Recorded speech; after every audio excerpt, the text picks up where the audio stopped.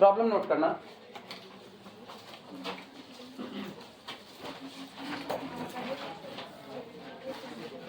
Problem है, अच्छा ये प्रॉब्लम इंपॉर्टेंट है, एग्जाम में खूब पूछी गई है, इसलिए फिलहाल इसके ऊपर 5 स्टार कर दो।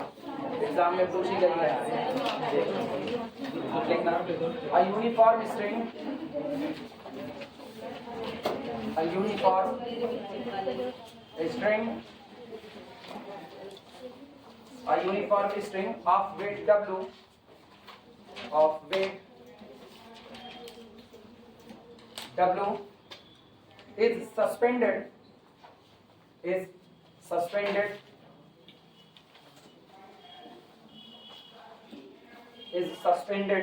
from the 2 points at the same level, from the 2 points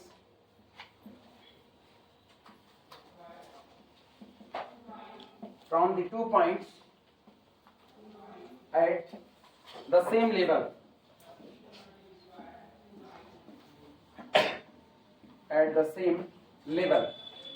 and a weight W dash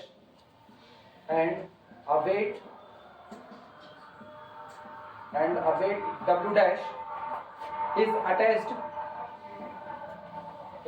attached and a weight W dash is attached to its lowest point,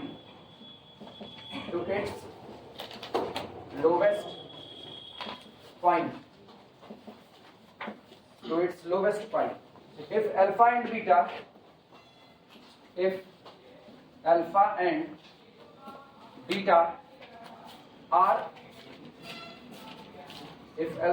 are now the inclination of the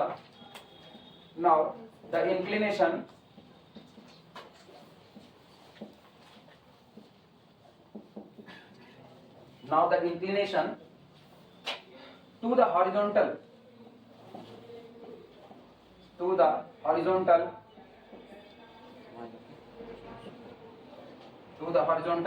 of the tangent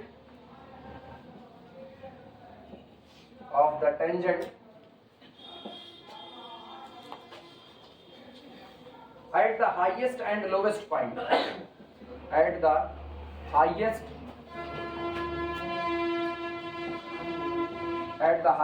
and lowest point,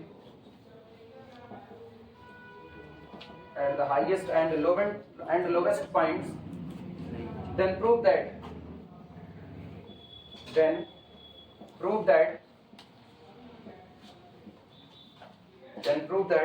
tan alpha upon tan beta is equal to tan alpha upon tan beta is equal to 1 plus W upon W dash, 1 plus W upon W dash.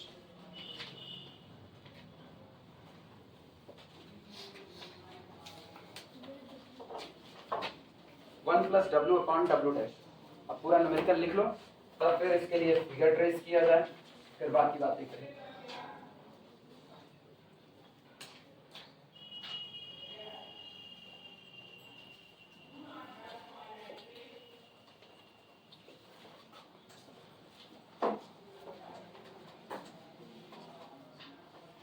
सब लोग numerical लिख लेना तो फिर बताना।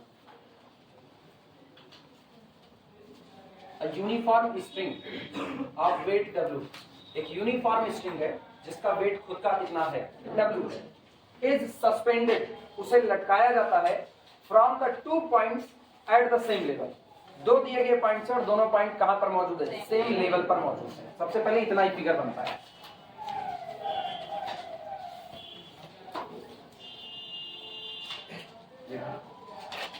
दो point आपके हुए, पहला ए हुआ, दूसरा बी हुआ। एक यूनिफॉर्म चेन को इससे लटका दिया जाता है और यूनिफॉर्म चेन का खुद का वेट कितना है W है। Uniform string of the weight W is suspended from the 2 point at the same level. अब इसके बाद की बात सुनना, and a weight W dash is attached, अब एक और वेट W डैश को अटैच कर दिया जाता है, attached to its lowest point, और इसका ये जो निचला वाला हिस्सा है इस पर एक वेट W डैश को अटैच कर देते हैं। अब जब W डैश को अटैच किए तो थोड़ा और नीचे खिंच जाएगा, जब ये थोड़ा नीचे खिंच जाएगा अब ये कैटनरी नहीं रह गया, कैटनरी केवल उसी शेप को कहते हैं जब आप स्ट्रिंग को लटकाओ तो ग्रेविटी की वजह से जब खिंचाव होगा तब जो आपका शेप बनेगा वही आपका कैटनरी है। अब की बार जो खिंचाव है वो ग्रेविटी की वजह से नहीं है, अब किसकी वजह से हो रहा है? वेट डब्ल्यू डैश की वजह से हो रहा है। तो इसका मतलब जैसे आप इसको लटकाओगे तुरंत ये नीचे की तरफ खींचेगा, तो ये तो ऐसा ही रहेगा। और समझना इस फिगर को, नहीं बांधा गया तो क्या कम होगा? स्लाइड थोड़ी कर रहा है, स्लाइड करने को नहीं कहा है।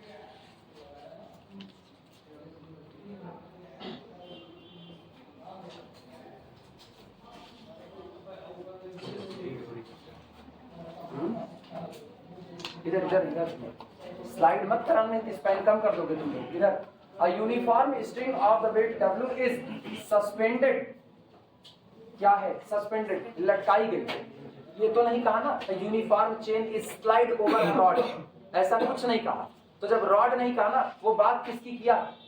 स्ट्रिंग की। वो यूनिफॉर्म चेन की बात किया होता तो वो शायद स्लाइड की बात करता। तब हम लोग ना कोफिशिएंट ऑफ फ्रिक्शन म्यू की भी बात करते। आज इसमें कोफिशिएंट ऑफ फ्रिक्शन कुछ नहीं होगा। इसका मतलब ये डोरी बस बांध दी गई थी और बांधने के बाद ये कैटनरी का शेप बन रहा था। अब उसी नीचे वाले पॉइंट पर एक वेट डब्ल्यू डैश को अटैच कर दिया गया। जैसे आप डब्ल्यू डैश अटैच करोगे तो ये अब कैटनरी नहीं, अब ये ऐसे खींच करके नीचे आ जाएगा, थोड़ा तिकोना शेप में हल्का फुल्का। अब सोचना, अब तुम्हारे पास ना कैटनरी के दो हिस्से आ चुके हैं। अब एक कैटनरी तो ये है, रस्सी यहां बांधी गई, तो गौर करना एक हिस्सा तो कैटनरी का ये जा रहा है, ये कैटनरी का, और दूसरा हिस्सा ये जा रहा है। अगर हम इसको वेट को थोड़ी देर के लिए किनारे की बात एक किनारे कर दें तो सोचो डोरी यहाँ ए पर बांधी गई और डोरी यहाँ से झुकते हुए आ रही है और आगे निकल करके अगर हम इसको हाइपोथेटिकली अज्यूम करें तो ये डोरी ऐसे नीचे आ रही है और बाद में ऐसे चलते हुए दूसरे पॉइंट कहीं तक पहुंचेगी, कहीं तक। तो इसका मतलब अब की बार जब आपने वेट डब्ल्यू डैश अटैच कर दिया तो आपकी जो कैटनरी थी वो तो डिस्टर्ब हो गई, लेकिन अब जो नया स्टेप बन रहा है वो अपने अंदर दो और कैटनरी के हिस्से रख लिया, दो अलग अलग कैटनरी। ये दोनों कैटनरी सेम नहीं है, तो एक हिस्सा इधर वाला किसी एक कैटनरी का है और दूसरा ये जो हाइपोथेटिकल एक हिस्सा हम सोच रहे हैं ये किसी और कैटनरी का है। कितनी बातें क्लियर हुई? अब सुनना फिर आगे क्या कह रहा है। डब्ल्यू डैश को अटैच कर दिया गया, तो सोचो आपके पास ना दो वेट काम कर रहे हैं। एक तो डोरी का खुद का वेट है डब्ल्यू, एक तो डोरी का खुद का वेट है डब्ल्यू, वो नीचे काम कर रहा है, और दूसरा आपने डब्ल्यू डैश अटैच किया तो डब्ल्यू डैश भी तो नीचे काम करेगा। तो नीचे दो वेट काम कर रहे हैं, डब्ल्यू प्लस डब्ल्यू डैश, दो वेट आपके नीचे काम कर रहे हैं। अब इसके बाद सुनना फिर आगे, if alpha and beta are now the inclination. अब इस स्थिति में, जिस स्थिति में अब आप पहुंचे हो वेट लटकाने के बाद, if alpha and beta are now the inclination to the horizontal, क्षैतिज के साथ बने हुए एंगल हैं, कौन बना रहा है? Of the tangent at the highest and the lowest point. मतलब अल्फा किस पॉइंट पर बना एंगल होगा? Highest point. हाईएस्ट पॉइंट कौन है? Capital A. इस पर आप एक टेंजेंट ड्रॉ करो, ये हॉरिजॉन्टल को जहां आकर के मिलेगा ये एंगल आपका कितना हो गया? अल्फा हो गया। और ये आपका जो लोवेस्ट पॉइंट है इस पर आप एक टेंजेंट ड्रॉ करो, ये टेंजेंट, ये हॉरिजॉन्टल से जहां पर मिलेगा ये कौन हो गया? बीटा हो गया। ये फिगर समझ में आया कैसे हुआ? आपको ये दिखाना है, करें if alpha and beta are now the inclination to the horizontal of the tangent at the highest and the lowest point, then prove that. अब आप साबित कीजिए कि अगर आप अल्फा का tan और बीटा का tan निकालते हो तो tan alpha upon tan beta is equal to 1 plus w upon कितना आएगा? w डैश आएगा। फिगर में जिनको दिक्कत है वो लोग बताएं, क्या ये फिगर सबको समझ में आ रहा है? कुछ नहीं किया गया, सिंपल सा एक कॉन्सेप्ट है कि मेरे पास एक चैन थी जिसका खुद का वेट कितना था? W था। न्यूमेरिकल का लैंग्वेज देखते रहना, सारी बातें न्यूमेरिकल से ही तुमको निकालनी, अलग से कोई इंफॉर्मेशन नहीं है आपके पास। सीधी सीधी बात है, a uniform string of weight W। अलग करो इस बात को, चैन का खुद का वेट कितना? W। और दिमाग में सोचो कि पहला वेट जो आपका नीचे की तरफ काम करेगा, पहला फोर्स के तौर पर है, वो आपका कितना हो गया? W हो गया। क्लियर हुआ? ठीक। उसके बाद सुनना फिर आगे कह रहा है, इस सस्पेंडेड, लटकाया जाता है, स्लाइड करने को नहीं कहा। सारी इंफॉर्मेशन तोड़ तोड़ करके निकालो, तुमको इस न्यूमेरिकल का पोस्टमार्टम टाइप का करना है। फ्लैट पढ़ोगे ना कुछ नहीं होने वाला, फ्लैट पढ़ोगे तो बस हम करा दे रहे हैं, तुम समझ लोगे और हवा हवा ही समझोगे, जैसे कल वाले न्यूमेरिकल में तुमने हवा हवा ही समझने की कोशिश की। ऐसा कुछ नहीं है, न्यूमेरिकल अपने बारे में सारी इंफॉर्मेशन खुद दे रहा है, इसीलिए न्यूमेरिकल की एक एक लैंग्वेज को छिटका करके पढ़ो। A uniform string of the weight W, चैन जिसका खुद का वेट W है, इस सस्पेंडेड, उसको लटका दिया जाता है फ्रॉम द 2 पॉइंट्स, दो दिए गए पॉइंट से, और दोनों point at the same level, दोनों पॉइंट एक ही लेवल पर है। तो अगर हम फिगर में इन पॉइंट को मेंशन करें तो ये पॉइंट कैपिटल ए हो गया, ये पॉइंट कैपिटल बी हो गया। मेरे पास स्ट्रिंग निकल करके आ रही है ए बी, ये आपके पास स्ट्रिंग है। क्लियर है? फिर आगे कह रहा है सेम लेवल का मतलब यूज करेगा सेम लेवल, सेम लेवल एक ही। अच्छा सुनो, जब फर्श बनती है तो लेवल नापा जाता है, फर्श बनती है तो लेवल नापा जाता है, जानते हो ना? लेवल का मतलब ना स्तर, एक ही स्तर का होना चाहिए। ऐसा नहीं है कि बी को आप यहाँ कर दो और ए को आप यहाँ कर दो, इनका दोनों का लेवल अलग अलग है। लेवल आप जमीन से नापते हो ना, जमीन से अगर लेवल नापोगे तो इसकी हाइट कैसी है, ये है, तो इसके लिए स्ट्रेट लाइन खींचो, यहाँ चलेगी। और इसके लिए अगर जमीन से हाइट देखोगे तो ये है, अब इसके लिए ये, इसका लेवल ऊंचा है, इसका लेवल नीचा है, अलग अलग हो गया। इन दोनों को एक ही लेवल पर होना चाहिए, मतलब जिस हाइट पर बी होगा उसी हाइट पर किसको होना है, ए को। और दोनों को एक ही लाइन पर लाई करना है, एक स्ट्रेट लाइन पर दोनों ही लाई कर जाए। अभी बात क्लियर हुई? इसीलिए कहा जाता है सेम लेवल। ठीक ठीक, ए दे दिया और बी दे दिया। फिर आगे इंफॉर्मेशन देख रहा, फिर आगे कह रहे हैं and a weight W dash is attached. अब एक वेट डब्ल्यू डैश को क्या किया जाता है, अटैच कर दिया जाता है। जैसे आपने डब्ल्यू डैश को अटैच किया, इसको डोरी को नीचे की तरफ खींचेगा, और जब डोरी को नीचे की तरफ, कोई ये नहीं सोचेगा कि यार डोरी नीचे की तरफ खींची तो पूरा ट्रायंगल बन जाएगा, कोई ये नहीं सोचेगा, कोई ऐसा तो नहीं सोच रहा है। तुम एक पतली सी डोरी में 10 किलो का ईंटा थोड़े लटका दो, एक पतली सी डोरी में खाली एक माचिस की डिब्बी लटका दो। जो एक पतली सी डोरी दी गई है उसमें एक वेट डब्ल्यू डैश माचिस की डिब्बी लटका दो, तो डिब्बी उसको बहुत ज्यादा थोड़ी ना खींचेगी, थोड़ा सा ही खींचेगी, उसमें वही चैन है मेरे। हाँ, कई बार पिछली बार पढ़ा रहे थे, एक लोग कहे सर जी ढेर लटक गई तो अब क्या काकरी इतना बड़ा अद्धा बांधे करोगे, फिर हमको यही उनको समझाना पड़ा। नहीं, ये इस हिसाब से है, ठीक है। अभी ये कैटनरी है, अभी ये कैटनरी है, ठीक। हंस कैसे पकड़ो इसको, बस बस बैठी रहो, बैठी रहो। अच्छा कैमरा नहीं आएगा, उठ ही जाओ, उठ ही जाओ, नहीं कैमरा नहीं आने वाला, बस ऐसा एक लेवल, ठीक। थोड़ा अब सुनो, यहाँ पर थोड़ा सा बहुत ज्यादा वो सेम लेवल ही माना जाएगा ना, मेरे लिए सेम लेवल है। अब सुनो, यहाँ पर ना एक वेट हल्का सा लगाया, बस इतना, पेन लटका दी, थोड़ा सा ही, क्लियर हुआ? अब इसको ऐसे खींच दोगे तो एकदम स्ट्रेट हो जाए, ऐसा काम नहीं है। ये यू कैटनरी है, ये इसका शेप है, और यहाँ हल्का सा वेट बस एक उंगली भर कर रखी है। अब ये कैटनरी नहीं है, क्योंकि अब ये मेरे उंगली के वेट की वजह से नीचे हो चुका है, ये ग्रेविटी की वजह से इसका खिंचाव नहीं। लेकिन सोचो अब आपके पास दो हिस्से हैं, एक ये लेफ्ट वाला, एक उधर का वो राइट वाला, और इधर वाले हिस्से को अगर आगे की तरफ बढ़ाया जाए तो ये एक कैटनरी का शेप लेगा, दूसरा वाला एक दूसरी कैटनरी का। मुझको इन्हीं दोनों हिस्सों पर काम करेगा। धन्यवाद।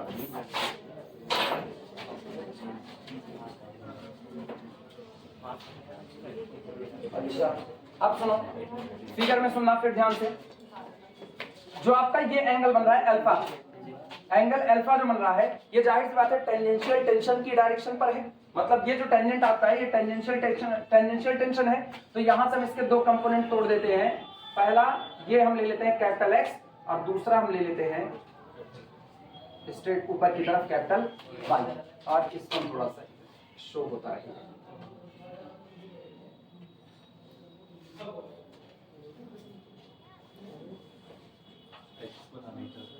नहीं कंपोनेंट बना, एक्सेस को स्मॉल से लिखा देंगे, एक्स, ठीक। और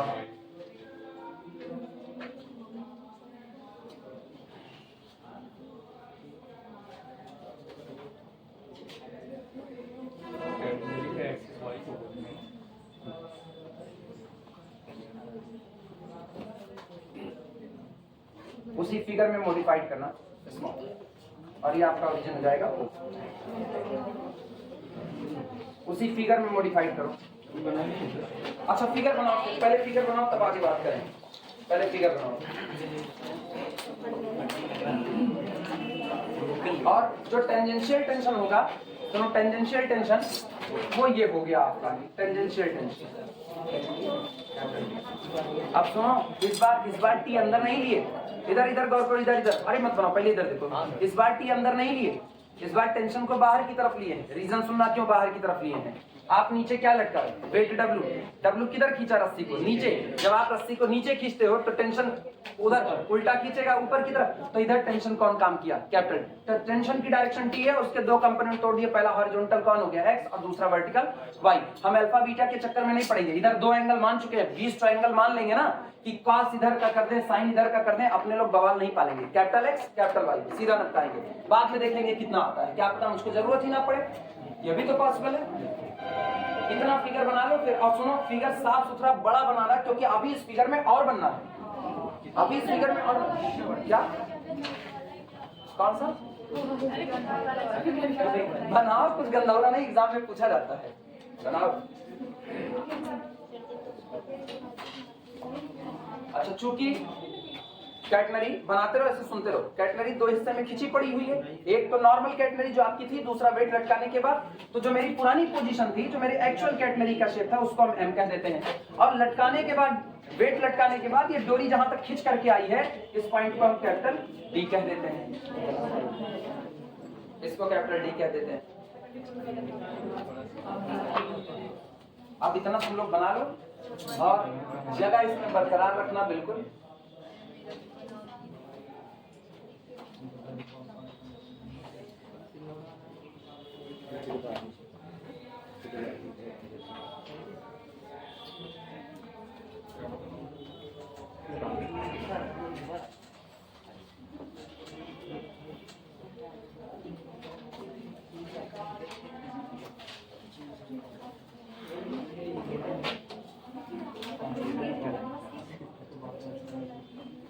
इतना फिगर बना लो तब हम मॉडिफिकेशन करें इसमें, बहुत ज्यादा नहीं करना, थोड़ा ही और करेंगे।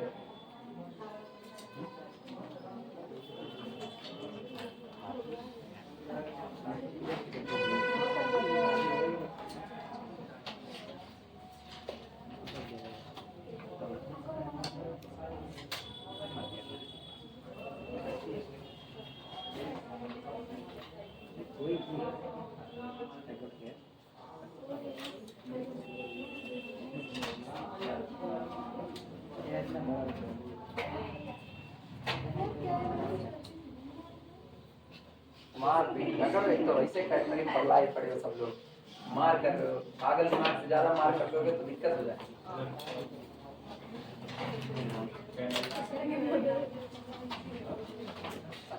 जो दो और हाइपोथेटिकल कैटनरी दिख रही है, हाइपोथेटिकल कैटनरी, उनका भी तो अपना वर्टेक्स होगा, कोई ना कोई तो वर्टेक्स होगा भाई, कैटनरी का वर्टेक्स होता है। तो हम क्या करें ना, हम करें ये जो हाइपोथेटिकल कैटनरी आ रही है, ये वाली, ये डॉटेड वाली, इसका हम वर्टेक्स यहीं कहीं पर मान लेते हैं, यहीं पर कि मान लिया इसका वर्टेक्स कितना है, कैपिटल सी। तो ये जो वाली जो कैटनरी जा रही है हाइपोथेटिकल, इसका वर्टेक्स यहाँ कहीं पर मान लेते हैं, इसका वर्टेक्स है कैपिटल हाइपोथेटिकल वर्टेक्स मान लेते हैं, उसको जरूरत पड़े ना पड़े वो अलग बात है, हम सारी इंफॉर्मेशन पहले सब यहीं पर लिख लेंगे। जब हम खुद ही कह रहे हैं कि भैया दो कैटनरी के और नए हिस्से तैयार हो रहे हैं, तो उन कैटनरी के पास अपना वर्टेक्स भी तो होगा, अब जमीनिया छू करके तो जाएगा नहीं, तो हम लोग ऐसा कह रहे हैं, इस वर्टेक्स को सी, इस वर्टेक्स को एफ कह रहे हैं, ये वर्टेक्स का काम कर रहा है। फिर बात सुनना, एक और बात सुनो, इधर इधर लिखना बंद करो, इधर आओ वापस, फिर सुनो, जब आप यहाँ पर वेट डब्ल्यू लटकाते हो, डब्ल्यू डैश, तो आपका एक टेंशन ये काम करता है जो इस किनारे पर काम कर रहा है, लेकिन सोचो आप वेट यहाँ लटकाए हो ना, तो इस पोर्शन पर भी तो टेंशन आएगा, इस पोर्शन पर भी, और टेंशन हमेशा वर्क करेगा किधर, टेंजेंशियल। जब टेंजेंशियल वर्क करेगा तो इसका मतलब आप गौर करना, इस कैटेगरी के हिसाब से एक ये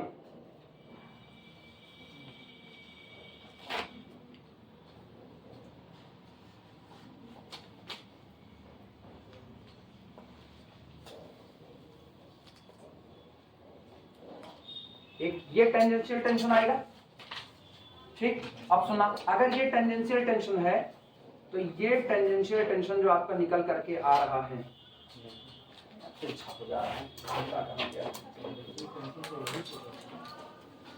इनके हिसाब से if alpha and beta are now the inclination, अगर अल्फा और बीटा दो का दोनों कैसा हो, इंक्लिनेशन हो to the horizontal to the tangent at the highest and the lowest point, मतलब अल्फा हाईएस्ट पॉइंट पर, बीटा लोवेस्ट पॉइंट पर है, मेरा काम पर बीटा जो वही तो टेंजेंट है।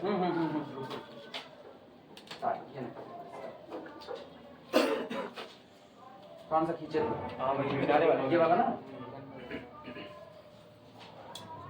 इसका टेंजेंट तो हम खुद ही बीटा खींचे हुए ना, हाँ, तब हमको और खींचने की जरूरत नहीं है।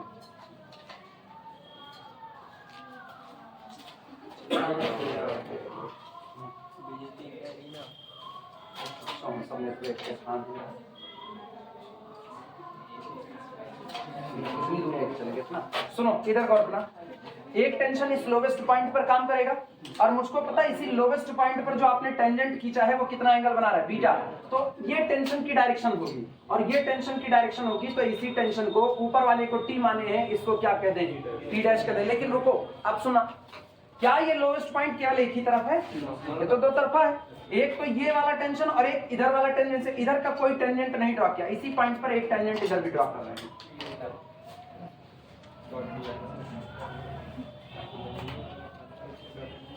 टेंजेंट ही तो है, बस ठीक है, एक टेंजेंट इधर कर ड्रॉ। अब सोच करके जवाब देना, ध्यान से सुनना। आप डी पर वेट डब्ल्यू डैश लटकाते हो, वर्डिंग सुनना, डी पर वेट डब्ल्यू डैश लटका हुआ है, तो डी की वजह से पैदा हुआ टेंशन दोनों ही हिस्से पर एक बराबर आएगा। आप इक्विलिब्रियम चल रहे हो, तो डी पर डब्ल्यू डैश की वजह से पैदा हुआ जो टेंशन है वो दोनों ही किनारों पर कैसा रहेगा, दोनों ही साइड पर एक बराबर बैठेगा। तो इधर का आप क्या माने हो, टी डैश, तो ये भी कितना रहेगा, टी डैश, ये टेंशन भी कितना होगा, टी डैश। अब गौर करना, जब टेंशन है तो ऊपर वाला टेंशन टी था तो उसके दो कंपोनेंट टूटे, एक हॉरिजॉन्टल दूसरा कैसा वर्टिकल, दो टूटे। तो इसका मतलब ये जो टेंशन टी डैश आया इसका भी टूटेगा, एक हॉरिजॉन्टल दूसरा कैसा वर्टिकल। पहले इसका हॉरिजॉन्टल टेंशन देखना, सॉरी हॉरिजॉन्टल कंपोनेंट ये सामने गया, ये हॉरिजॉन्टल। ऊपर वाले का कितना माने, एक्स, तो नीचे वाले का क्या एक्स डैश कहना मुनासिब है, कह सकते हैं। अब गौर करना, ऊपर वाले कितना माने, वाई, तो इसका जो वर्टिकल कंपोनेंट है वो इस डायरेक्शन में काम करेगा, ये कौन होगा, वाई डैश होगा। एक बात, अच्छा फिर सुनना, लेकिन अब यही हाल तो इनका भी है, यही हाल तो इनकी वजह से, इनका कंपोनेंट देखो, एक तो हॉरिजॉन्टल आएगा जो इसके ठीक सामने से गुजर जाएगा, मुझको कोई फर्क नहीं पड़ता, लोग गुजार दिए। इसका जो वर्टिकल कंपोनेंट होगा वो फिर इसी डायरेक्शन में ऊपर जाएगा कि नहीं, तो इधर दो बार वाई डैश काम किया, वाई डैश। इसका मतलब इस पोर्शन में जो आपका कंपोनेंट है वो है y dash plus y dash that is equal to 2y dash. ये सबको पता चला है क्यों 2y डैश हुआ, एक इसकी वजह से और दूसरा इसकी वजह से हुआ। क्लियर हुआ? अब फिगर बना, अब फिगर बना।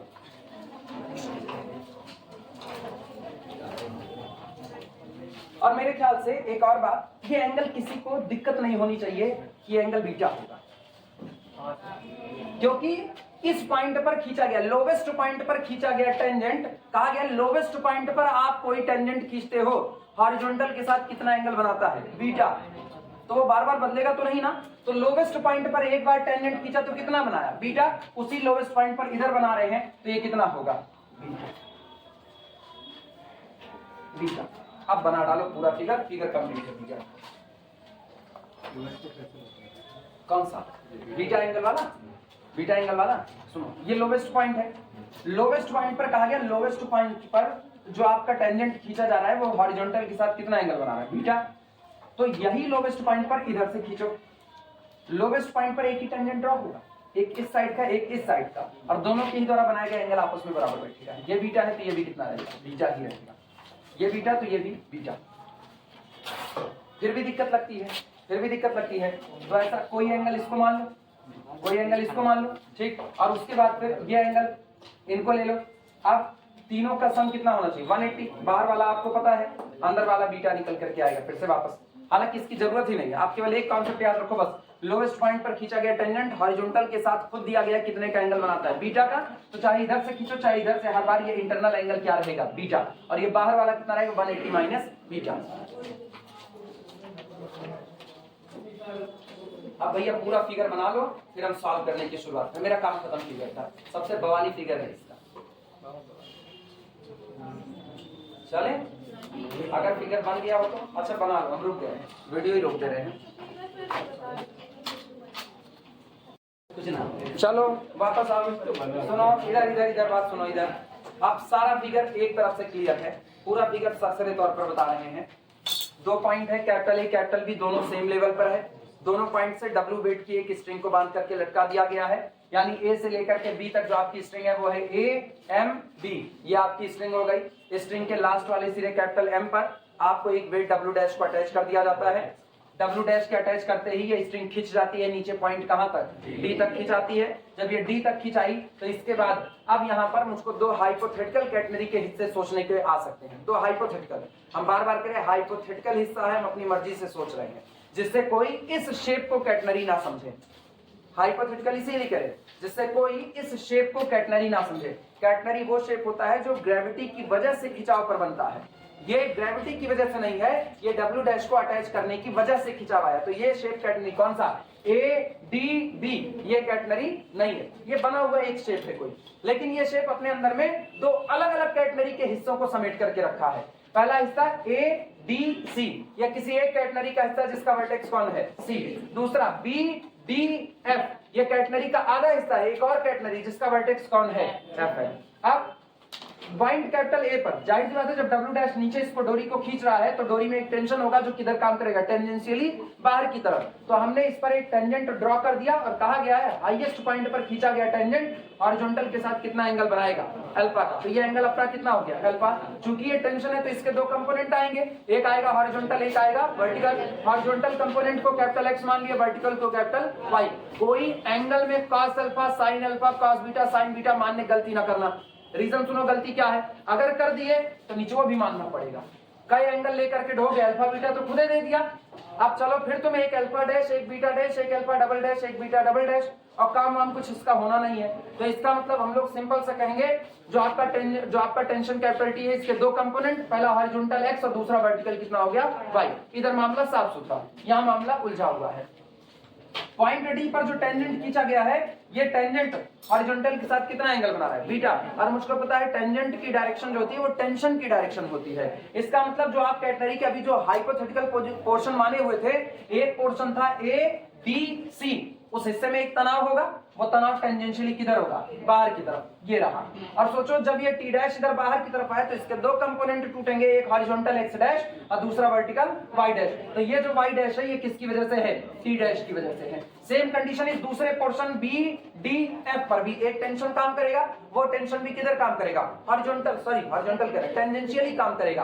तो एक टेंजेंट उसी पॉइंट पर ये हुआ, लेकिन आपको कहा गया है कि आप जो लोवेस्ट पॉइंट पर टेंजेंट खींचोगे वो हॉरिजॉन्टल के साथ कितना एंगल बनाएगा, बीटा का। तो ये एंगल भी मेरा कितना होगा, बीटा का, क्योंकि लोवेस्ट पॉइंट पर खींचा गया टेंजेंट है। अब बात सुनना, फिर इधर जो ये टेंशन काम किया जितना ये है उतना ये होगा, तो आप इसको टी डैश माने तो ये भी कितना होगा, टी डैश होगा। दोनों आपस में बराबर होंगे। इसका हॉरिजॉन्टल कंपोनेंट होगा एक्स डैश, बात तो बराबर है ना। आप एक ही के दो कंपोनेंट तोड़ रहे हो, तो उधर भी तोड़े एक्स डैश तो इधर भी कौन होगा, एक्स डैश, और वर्टिकली कौन होगा, वाई डैश। इसका मतलब इस लाइन पर दो बार वाई डैश काम किया, y dash plus Y dash, मतलब इस हिस्से में कितना काम कर रहा है, 2y डैश। और अगर ये इक्विलिब्रियम बैलेंसिंग में है तो जाहिर सी बात है सारे फोर्स आपस में बैलेंस हो चुके होंगे। इतनी बातें सबको क्लियर है। ये मेरा पूरा फिगर है और मुझको जो साबित करना है वो ये है tan alpha upon tan beta is equal to 1 plus w upon w। चलें सॉल्व करें। अब पहले जो कंस्ट्रक्शंस किए हैं इसके बारे में थोड़ा तो लिखना पड़ेगा, समझा तो दिए भले लिखना। Before the attachment of W dash, हम बहुत लैंग्वेज काट रहे हैं, जितनी काट सकते हैं उतनी लैंग्वेज हम इसको काट रहे हैं, ठीक है, क्योंकि हम कई चीजें फिगर पर समझाते हैं जिनको फिर दिक्कत लगेगी बाद में, फिर वीडियो से समझना और अपने हिसाब से जितना कुछ लिखना होगा उतना न्यूमेरिकल पर लिख देना, ठीक है। Solution, before the attachment,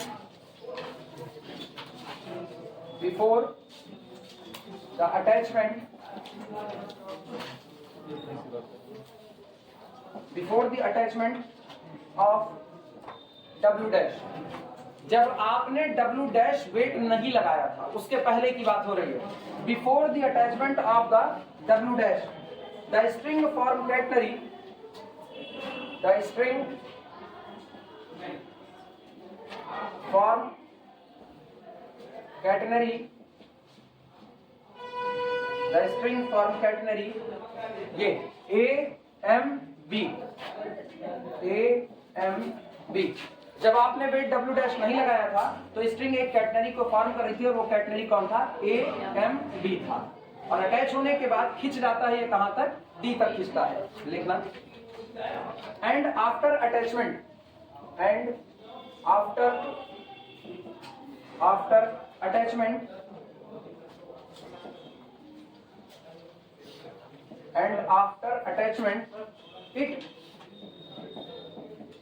descend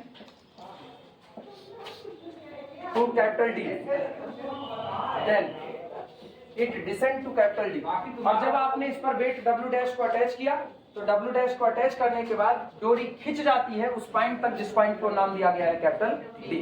ये डोरी डी तक खिंच जाती है। और जब आपने वेट एकदम मिड पर लगाया था, वेट एकदम मिड पर यानी एम पर लगाया हुआ था, तो इसका मतलब जो पोर्शन एडी है और जो पोर्शन बीडी है इनकी लेंथ आपस में कैसी बैठेगी, एक बराबर बैठेगी। ये बातें क्लियर है? लिखना एडी बराबर BD, AD is equal to BD।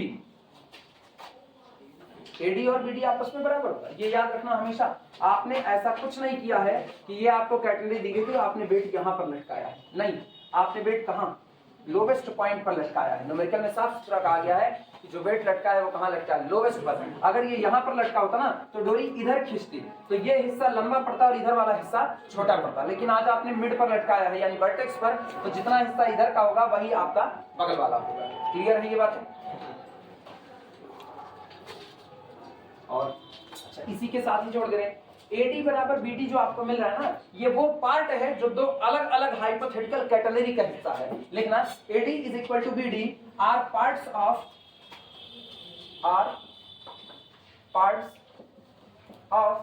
AD और BD जो कि दोनों आपस में बराबर है, ये हिस्से हैं, are parts of two equal categories, parts of two equal categories, parts of two equal categories. और AD और BD जो दोनों आपस में बराबर हैं, ये दो इक्वल कैटेगरीज जो बनी हुई हैं उन दोनों के क्या हैं, हिस्से, are the parts of two equal categories.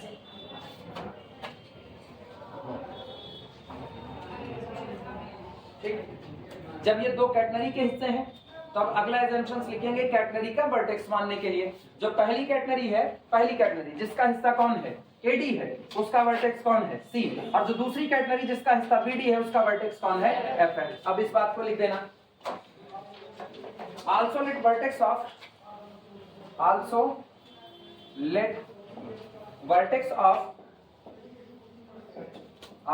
vertex of catenary AD is capital C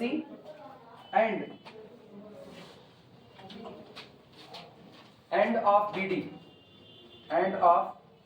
is capital F।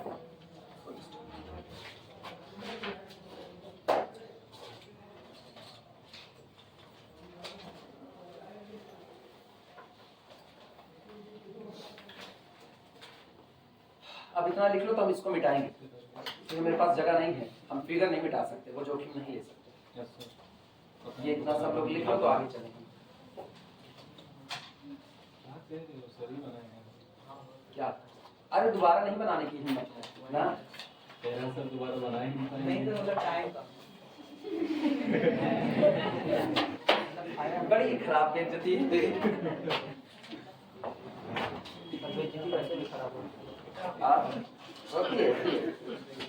बेइज्जती भी खराब होती है। हो गया हो तो हटाया जाए इसको। सबका हो गया, पीछे वाले सारे लोग, कोई बाकी नहीं।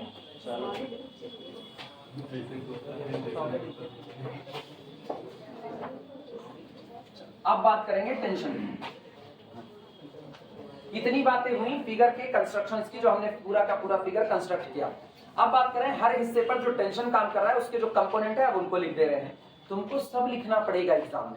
अगर ये पूछा जाता है ना तो एग्जाम में सब लिखना। एग्जामिनर की इतनी गर्ज नहीं है कि वो तुम्हारा टेंशन अपने सिर पे लेके समझेगा, नहीं, तुम उसको समझाओ कि सर फलाने टेंशन ये है, फलाने टेंशन हो, ना मेरा कोई टेंशन है ना आपका कोई टेंशन है, मेरा टेंशन बस इतना है, आपको नंबर दे दीजिए, आपका टेंशन बस इतना है कि आप लड़के को ढंग से नंबर दे दीजिए और कोई टेंशन नहीं, बाकी सारा टेंशन कैटेगरी का है ना।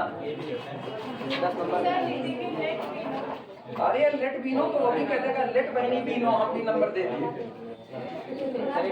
लिखना T and T dash, T and T dash। सुनो टेंशन मान रहे, इधर सुनो, पॉइंट कैपिटल A पर, सुनो पॉइंट कैपिटल A पर और पॉइंट कैपिटल D पर जो पहली कैटेगरी का हिस्सा है AD, ये उस पर कैपिटल ए पर टेंशन टी है और डी पर टेंशन कितना है, डी डैश है। इसी तरीके से जो आपका ये बीडी है, बीडी वाला, बीडी की चर्चा नहीं करेंगे। रीजन सुनना क्यों नहीं करेंगे, बीडी की चर्चा इसलिए नहीं करेंगे क्योंकि बीडी वाले टेंशन की हम कोई बात नहीं कर रहे हैं। इसका बस एक टेंशन टी डैश की बात है, वो भी इसलिए है क्योंकि मुझको ये जो वर्टिकल जा रहा है ना, इसका वाई डैश इसमें शामिल करना है। ठीक है, तो हम इसकी चर्चा नहीं, चर्चा केवल इधर वाले की कर रहे हैं। चले, T and T dash be the tension,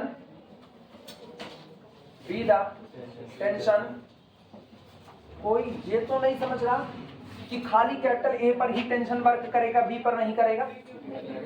जब आप यहाँ वेट लटकाए हो ना, तो जो हाल ए का है वही हाल बी का है, अलग हाल नहीं है, क्योंकि बांधे तो डोरी को दोनों ही हैं। तो जब डोरी को दोनों लोग बांधे हुए हैं, तो आप कुछ भी करोगे तो वेट तो आपका दोनों पर पड़ रहा है।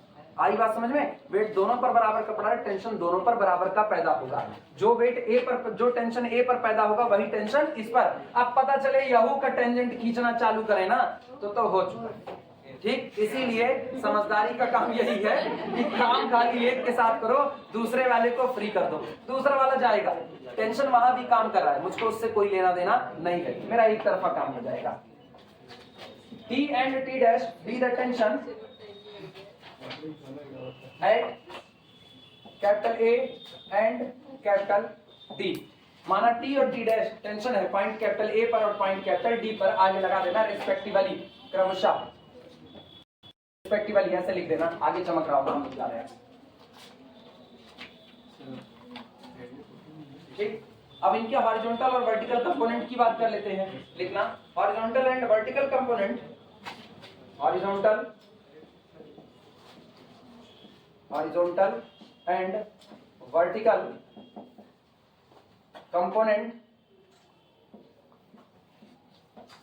Component of capital T and T dash या T comma T dash are x comma y for capital T and x dash comma y dash for T dash respectively.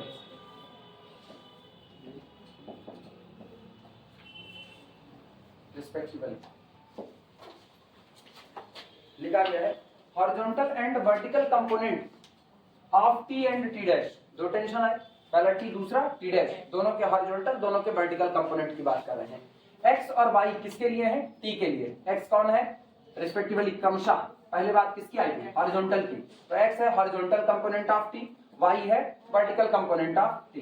x dash है horizontal component of T dash और y dash है vertical component of T dash. Clear हुआ, ये दोनों बातें लिख दो। अब बस काम मेरा यहीं से शुरुआत।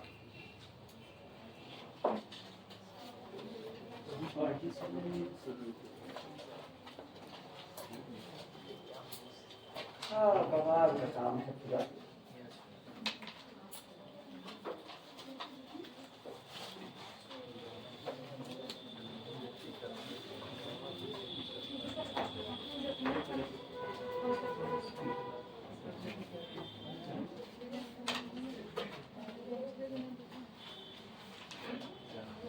ये बताओ, अगर ये इक्विलिब्रियम में, सोच करके जवाब देना, अगर ये इक्विलिब्रियम में है तो मुझको पता है W डैश किधर काम कर रहे हैं, नीचे की तरफ, तो नीचे दो वेट काम कर रहे हैं, W और W डैश, तो नीचे टोटल वेट क्या काम कर रहे हैं, W प्लस W डैश।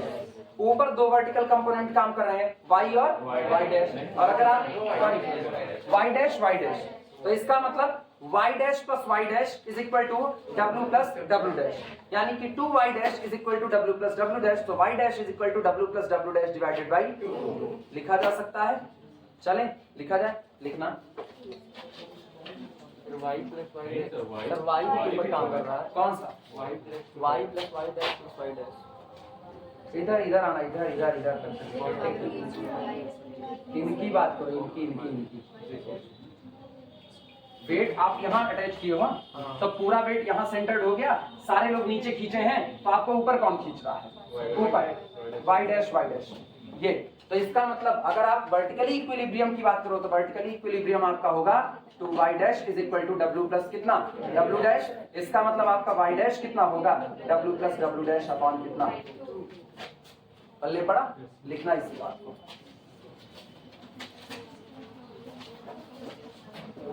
लिखना now in equilibrium for the whole system, लिखो now in equilibrium for the whole system, now in equilibrium,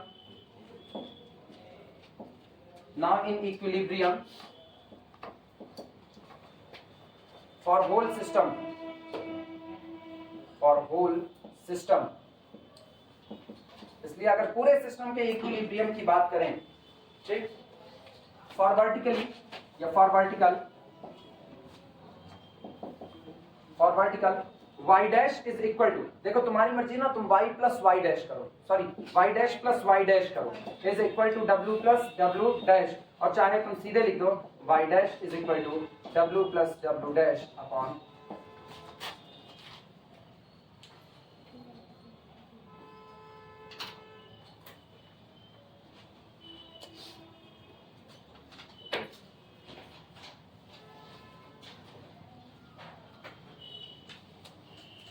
कोई दिक्कत किसी को नहीं? क्वेश्चन नंबर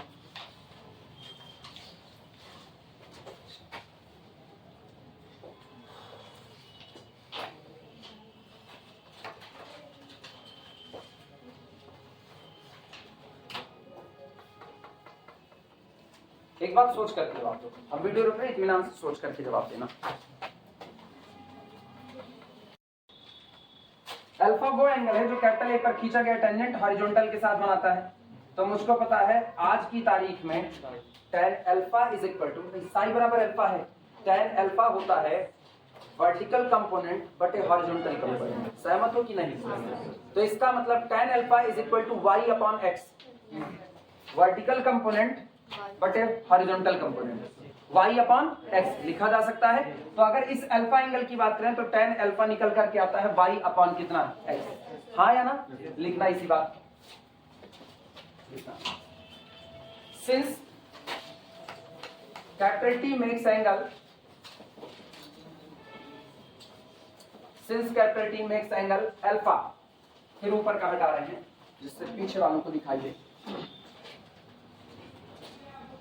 Therefore, इसलिए tan alpha is equal to, tan alpha is equal to, भैया जिनको दिक्कत है वो लोग बाकायदा लिखेंगे वर्टिकल कंपोनेंट बटे हॉरिजॉन्टल कंपोनेंट, वर्टिकल कंपोनेंट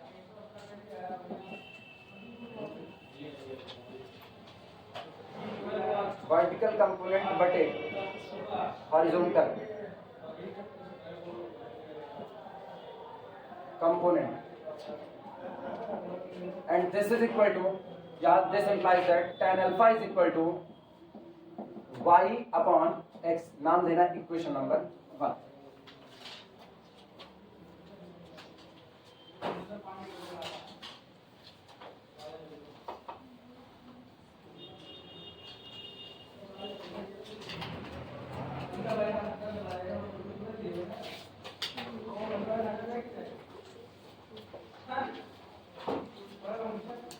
मुझको पता नहीं ना, एक चीज खटक रही है, एक चीज हमको बार बार गलत लग रही है, एक चीज हमको गलत लग रही है, बार बार गलत लग रही है। हम इस बात पे हम इससे सहमत नहीं है। आप बताइए, हम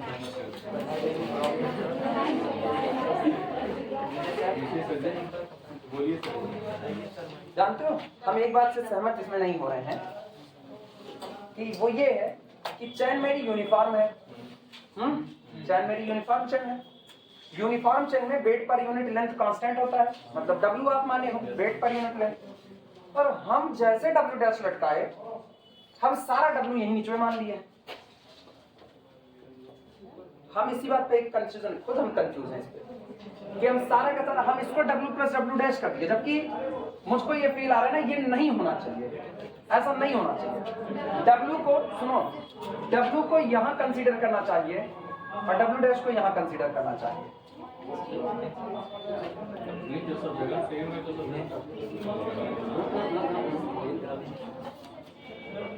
2 मिनट वीडियो रोको, 2 मिनट वीडियो रोको। हम कंफ्यूज है, हमको पता है ये गलत हो रहा है, कंफर्म। अरे फिर वही गड़बड़ी। अभी हम इस पे आए कहाँ बनी, हम इसी पर रुके हैं। अभी W नीचे काम कर रहा है, W डैश नीचे काम कर रहा है, तो दो कंपोनेंट y प्लस y ऊपर की तरफ काम कर रहे हैं। वाई वो डैश हटा दो बस खाली, वो डैश गलत था ऐसे हो गए तो जीरोक्स कॉपी किसका, वो भी सही था ना। कौन सा वाई डैश यूनिफॉर्म के हिस्से में नहीं था, वो गड़बड़ था, बाद में आते हैं इसमें। ये लिखो पहले, ये लिखो y plus y is equal to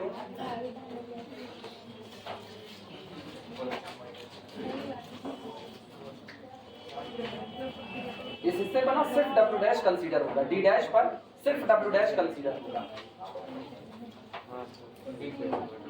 ये d वाले पर ना, d वाले पर सिर्फ w डैश कंसीडर होगा, क्योंकि आप ऑलरेडी w डैश को इंक्लूड कर चुके हो, सॉरी आप ऑलरेडी यूनिफॉर्म चेन का वेट w इंक्लूड कर चुके हो। अब इस पॉइंट पर जब आप वेट w डैश लगा रहे हो, आप केवल w डैश को इंक्लूड करोगे, तो आपके दो जो कंपोनेंट टूटे हैं, कौन सा y डैश जो आपके दो कंपोनेंट टूटे हैं, ये y dash plus y dash is equal to बराबर बैठेगा किसके, w के, सॉरी w डैश के, जो आप अलग से अटैच कर रहे हो।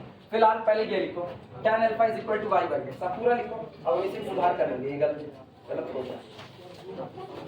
इसे इक्वेशन नंबर 2 माने, सुनो इसको 2 कर दो, इसको 1 कर देना, इसे इक्वेशन नंबर। अब लिखो अब उसमें कोई चर्चा ना करो, हो गई चर्चा, बस अब लिखते जाओ, अब चर्चा नहीं, अब टाइम नहीं है हमारे पास, अब समझते रहेंगे ना। अब इतनी इस पे फिजिक्स लगा दिए ना, इतनी फिजिक्स लगा दिए, और कुछ नहीं बचा इसका।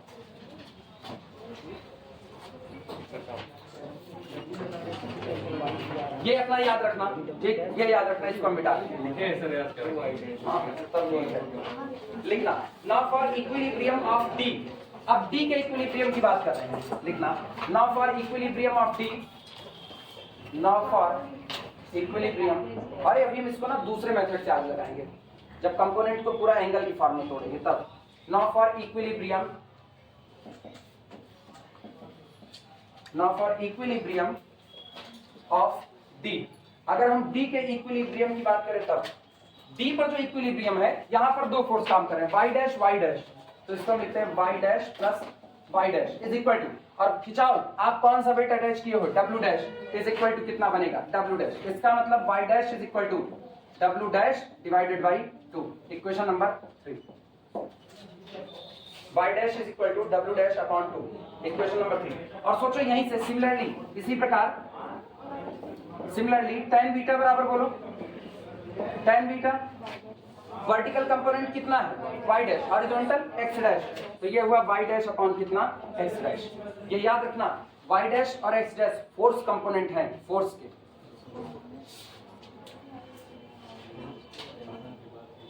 अब ये याद रखना, सुनो आपकी इस पूरी स्ट्रिंग में जितने फोर्स काम कर रहे हैं, जितने फोर्स जिस पॉइंट पर काम कर रहे हैं, सबके लिए आपका जो हॉरिजॉन्टल कंपोनेंट आता है ना, वो बराबर आता है। ये अगर हम इस पॉइंट पर हॉरिजॉन्टल कंपोनेंट निकाले ना, और इस पॉइंट पर हॉरिजॉन्टल कंपोनेंट, हर पॉइंट पर हॉरिजॉन्टल कंपोनेंट एक बराबर आएगा, यानी x बराबर कितना होगा, x डैश होगा। लिखना लैंग्वेज, यहाँ पर सब लोग लिख चुके, लैंग्वेज में लिखना सिंस हॉरिजॉन्टल कंपोनेंट, हाँ लेना